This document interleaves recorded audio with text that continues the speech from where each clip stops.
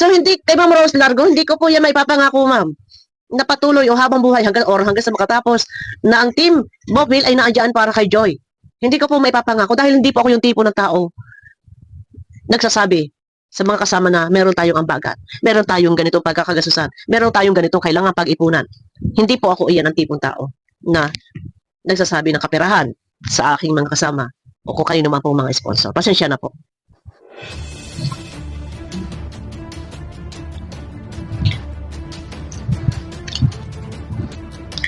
Ayan. Muli, nagbabalik po yung lingkod sa magandang araw, sa mapagpalang araw o gabi sa ating lahat. Nakikita nyo ang ating thumbnail, ano ba ang dapat? Team Bopil, ayan, iiwan na ba si Joy? Aalis na ba kay Joy? Ano ba? Pero bago yan, ay isang magandang gabi po. Sa lahat ng ating mga minamahal na viewers, ako naman panghihiling sa inyo, ano po, kung halimbawa, sa tuwing manonood kayo sa akin, baka naman makahingi po ng isang puso lang. Comment lang po kahit isang puso. Kung ayaw nang para comment, hindi pala comment, pahingi naman po ako ng isang puso. Guys, comment lang po kayo, tagi isang puso. And siyempre, pakiclick na lang din po ng thumbs up ng Sa Ganun ni Swak sa palasa po ni YouTube. Ayan. Makikita nyo ang ating thumbnail. Ano po, ayan, nandiyan si Joy. So, siyempre, siya yung ating topic dito. Meron po kasing nag-comment sa upload ko kanina. Na sabi po, ayan, makikita nyo sa screen. Ayan po. Ang sabi po ni Ma'am Rose Largo, sana Ma'am Bopil, andyan pa rin team mo para kay Joy. Kawawa naman si Joy kung yung solid Joynatics maging liquid na. Ayun, so dito ay sana daw ay nandyan pa rin ang team ko.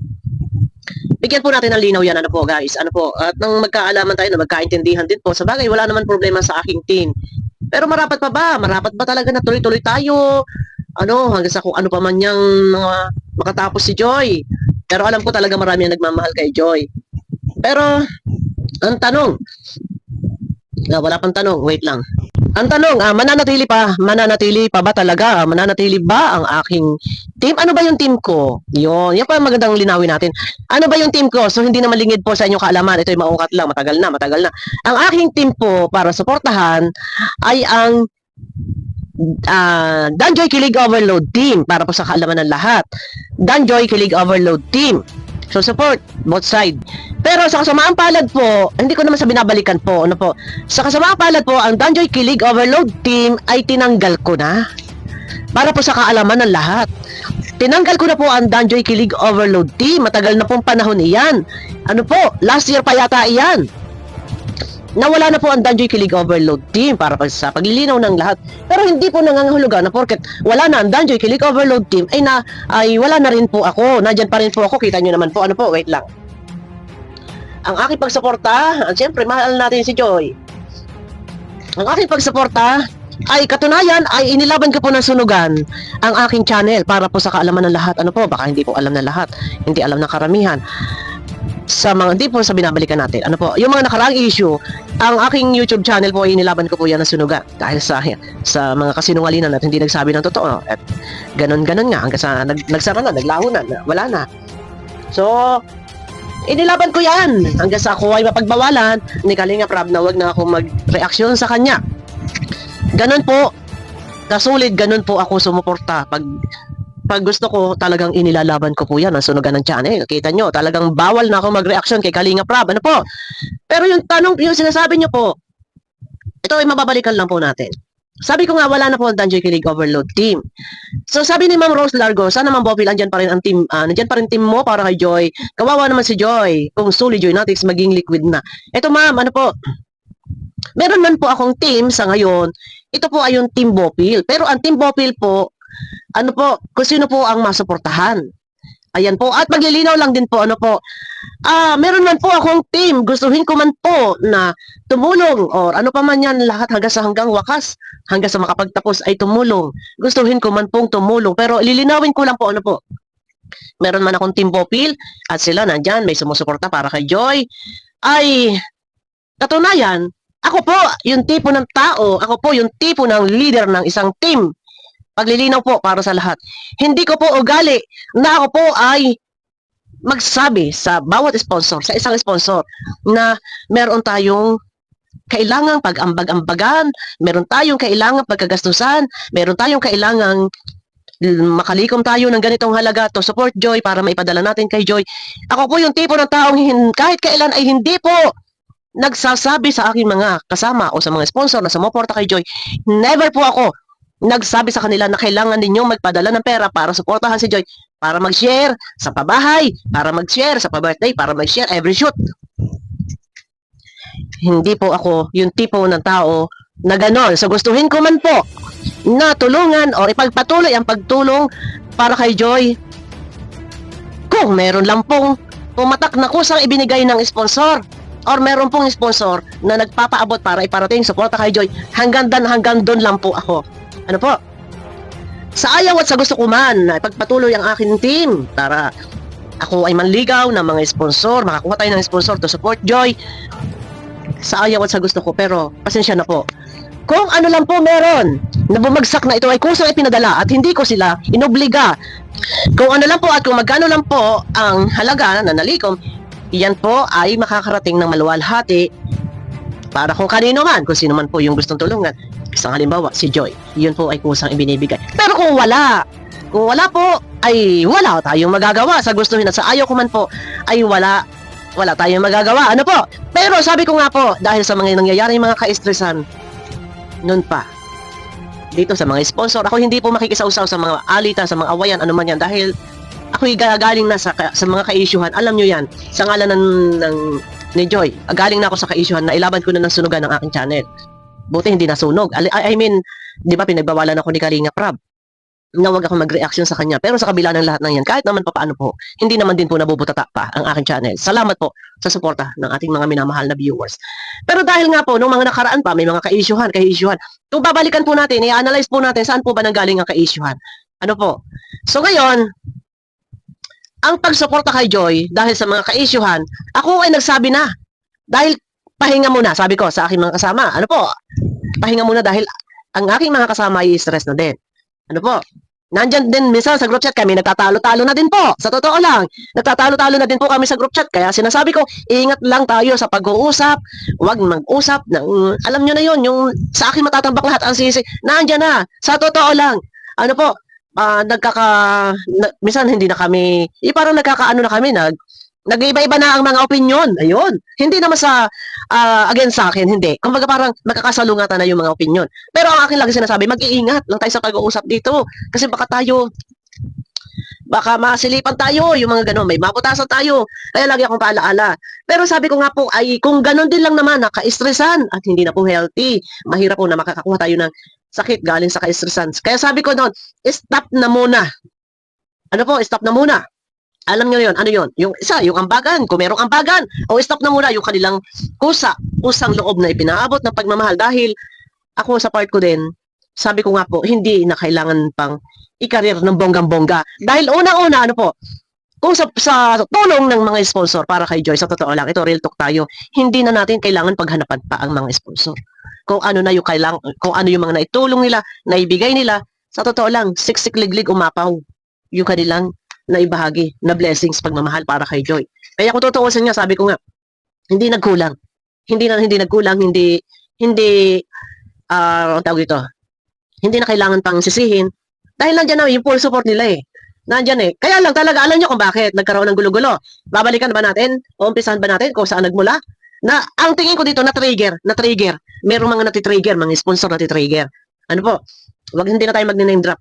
Sa part dito nila, Kanoli, na trigger, ang pinagmulan ng pagkakawatak-watak po ng Sulid Joynatics. Alam nyo kung bakit, kung sino. Doon kina Rona Lago at yung kay Alan. Sino pangalan ng Alan na yun? Nandito may chat sa akin kanina kay ano. Ay, wag na natin bagbitin.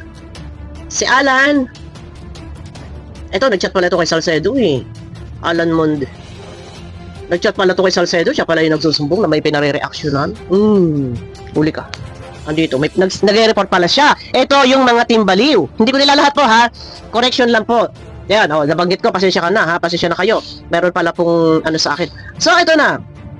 Ang pinagmulan, kaya yung Sulid Joynatics nabuwag. Yung Sulid naging liquid.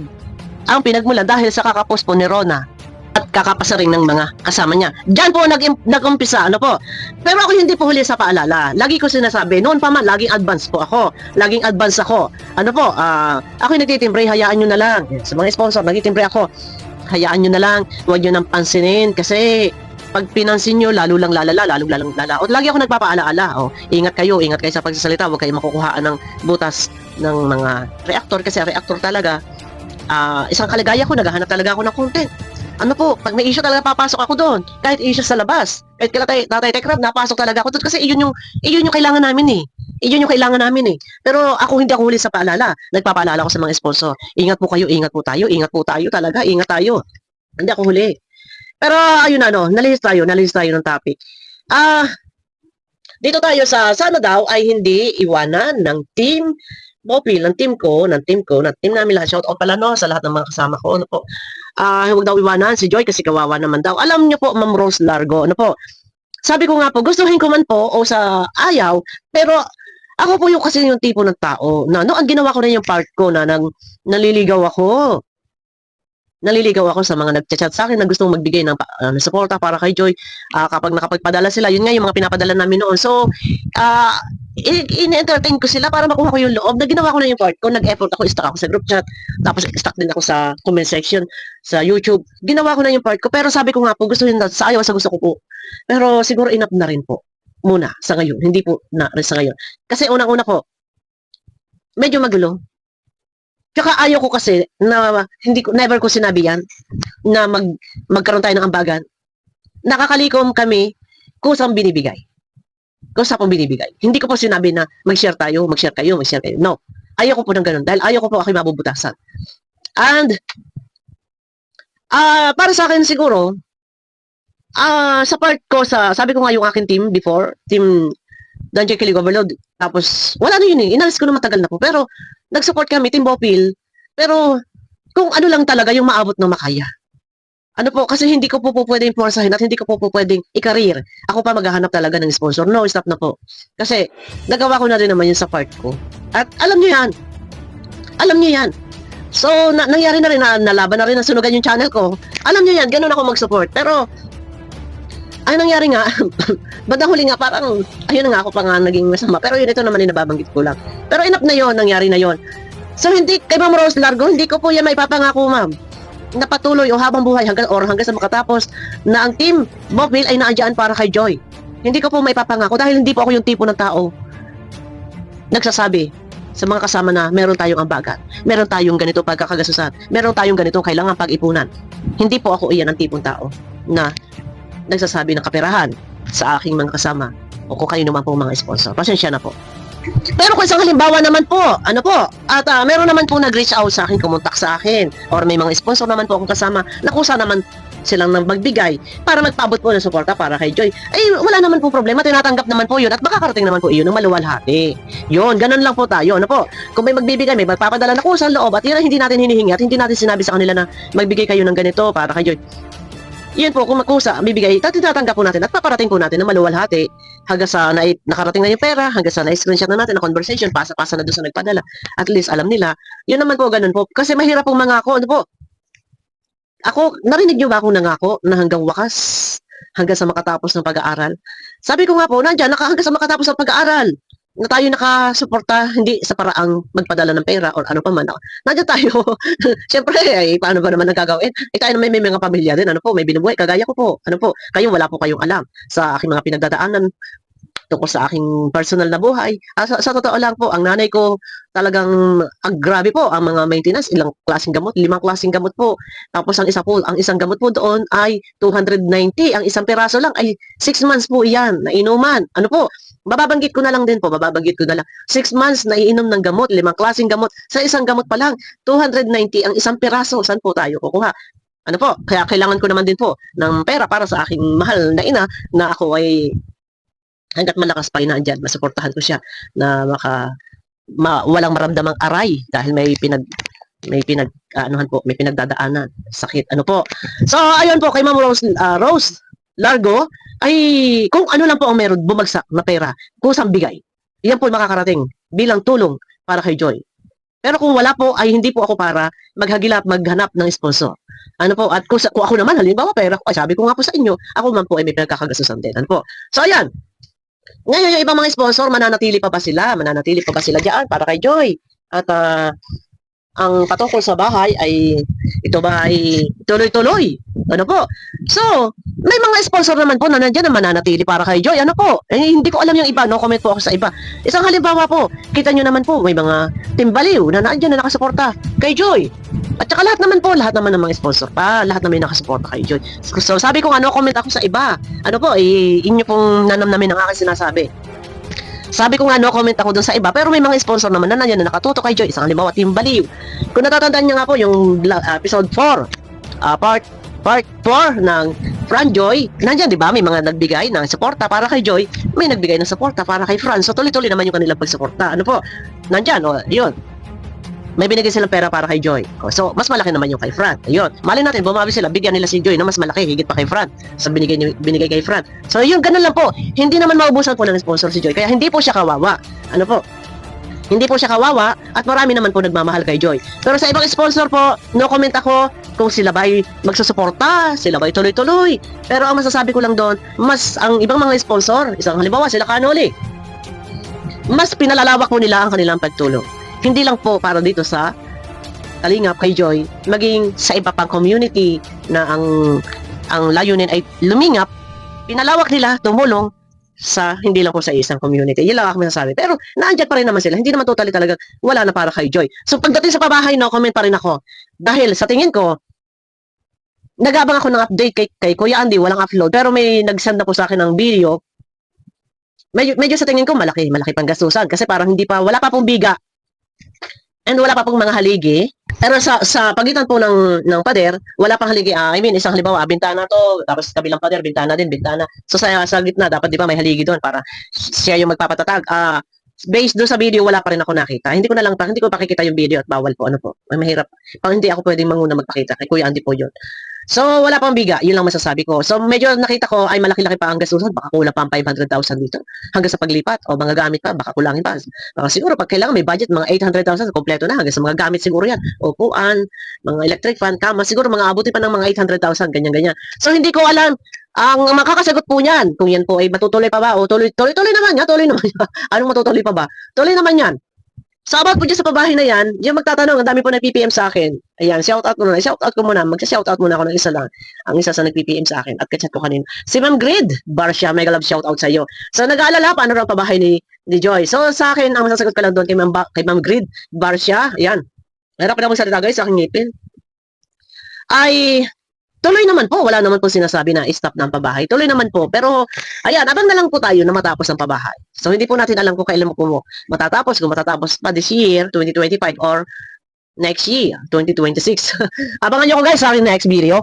Yun lang po, ano po, paglilino po kay Ma'am Rose ay gustuhin ko man. Pero, kung wala po hawak na budget ay hindi po ako para hindi po para ituloy-tuloy kasi nga walang hawak na budget kasi hindi po ako yung tipo ng tao na oy sis, oy madam, tayo maggambagan, oy amo, oy manager, tayo maggambagan. Ayaw ko po ng ganon. Tsaka siguro para sa ganyan pagka-stress ng sponsor para sa akin, pahinga muna. At lalo pat magpapasko, ay siguro para sa akin, unahin mo ng pamilya. Yan lang po ang aking masasabi. Siyempre, magpapasko unahin mo na ang pamilya. Siyempre, kailangan ng mga anak, ng mga apo-apo, ng mga damit-damit. Bilahan mo na sa pamilya. Yan lang po ang aking masasabi sa panahon ito. I-priority mo na po ang pamilya. Yun. Dahil kung sa tulong at sa tulong din lang naman po, hindi naman po nagkulang at hindi naman po magkakasilipan dahil naipamalas na ang bonggang-bonggang pagtulong. Yan. Ano pa ba ang kulang? Ayun lang, mega lang shoutout, abangan nyo ko guys sa aking next video. At pakiclick po ng thumbs up guys. Pagka-click po ng thumbs up, comment naman po kayo. Isang puso lang po guys. Isang puso lang. Kahit hi, yung ganun, basta comment lang po. Abangan nyo ko guys sa aking next video. Mega love shoutout po sa inyo lahat. Ayan, bye bye po.